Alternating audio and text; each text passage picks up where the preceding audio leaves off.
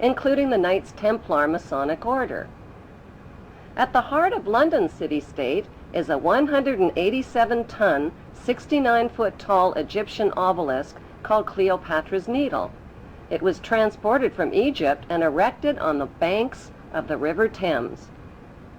In Vatican City, another Egyptian obelisk towers high above St. Peter's Square.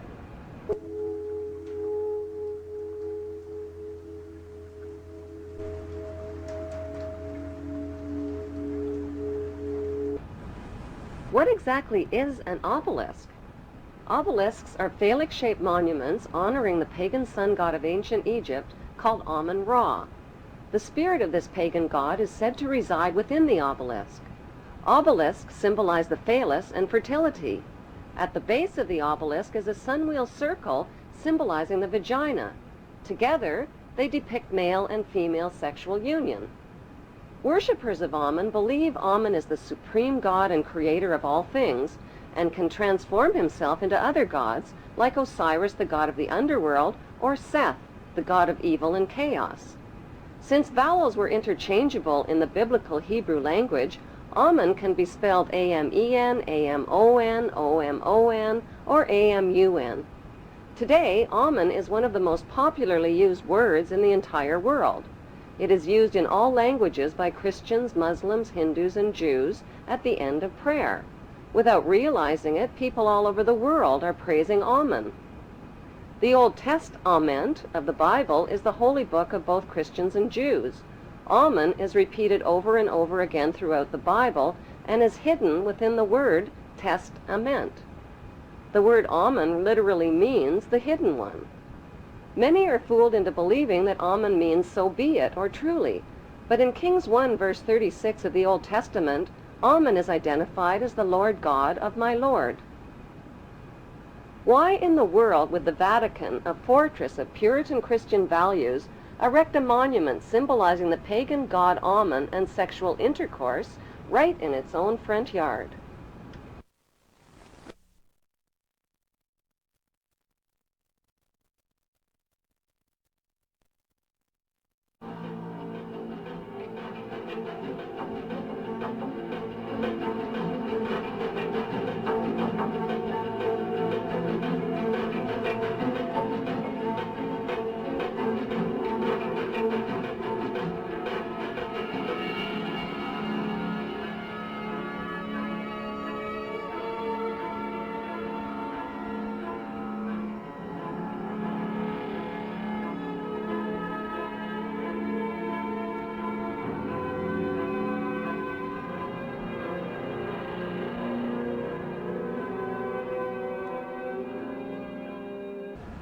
Bloodshed between the Israeli Jews and the Palestinian Muslims is routinely reported by the Western news media.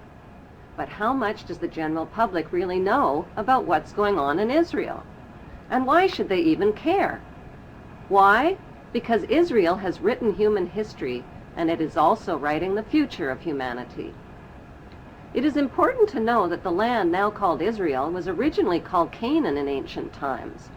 Canaan was populated by the Canaanite people, who were the ancestors of today's Palestinians imprisoned in refugee camps in Israel.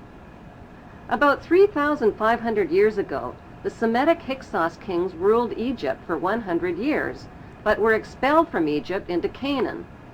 The Egyptians called these Hyksos people the Habarus, which means Hebrews. These expelled Hebrews invaded and conquered the land of Canaan and changed the name of the land from Canaan to Israel.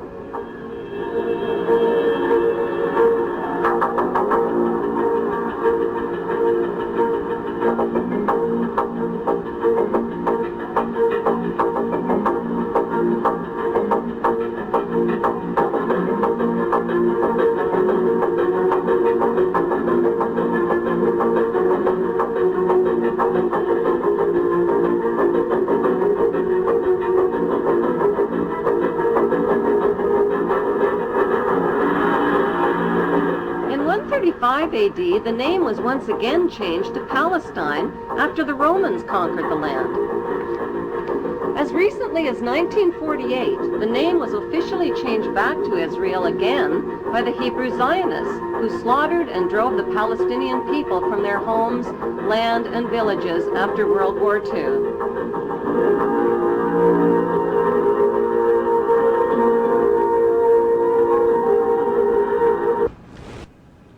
The best way to understand what's really going on in the world today is to journey back in time and dig up the ancient secrets of the past. Those ancient secrets have been hidden by the ruling class beneath the shifting sands of Egypt for more than 4,000 years.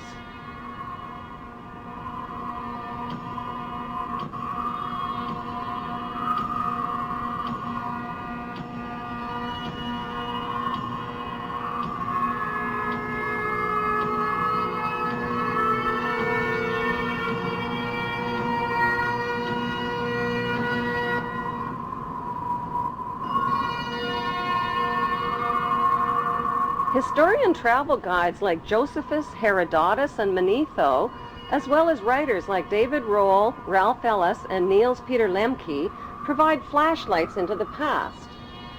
The earliest remains of human life on Earth were discovered in Africa.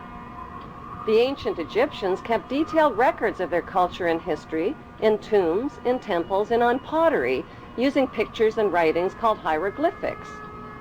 Archaeology experts have found absolutely no evidence whatsoever that Hebrew Jews lived as slaves in Egypt or of their exodus from Egypt.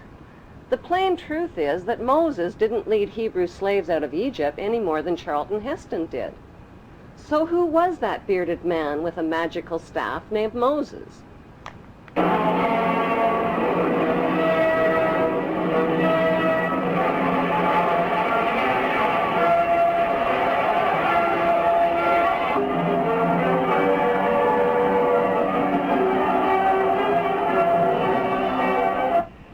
There is not one shred of archaeological evidence for the existence of Moses or of any of the Bible's main cast of Hebrew characters, from Abraham to Jacob to Joseph to King David to King Solomon.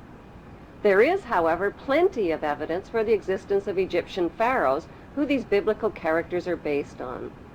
The Bible's Old Testament has carefully covered up the connection between the Egyptian pharaohs and the Hebrew patriarchs by mixing up historical facts with myths and legends. The job of archaeology experts and historians is to separate fact from fiction. Modern archaeologists have confirmed that the Hebrews were not a race of people as once thought. They were a Semitic and Asiatic class of foreign workers who migrated into Egypt from neighboring lands in search of work as craftsmen and builders. As their population multiplied over hundreds of years, they contributed to Egyptian technology, worshipped Egyptian gods, intermarried with Egyptian nobility, and gradually rose to positions of power and wealth in Egypt. The Bible story of the Hebrew Jews begins with Abram, who was born north of Canaan in the town of Ur around 2055 BC. Abram married his beautiful sister Sarai. At God's command, the incestuous couple changed their names to the Egyptian names of Abraham and Sarah and migrated to Egypt. Once in Egypt, Abraham turned his sister wife Sarah over to the Pharaoh as his harem sex slave and was rewarded with gold and silver. Abraham received covenants or promises from God. God promised to make his name great and to make a great nation for him.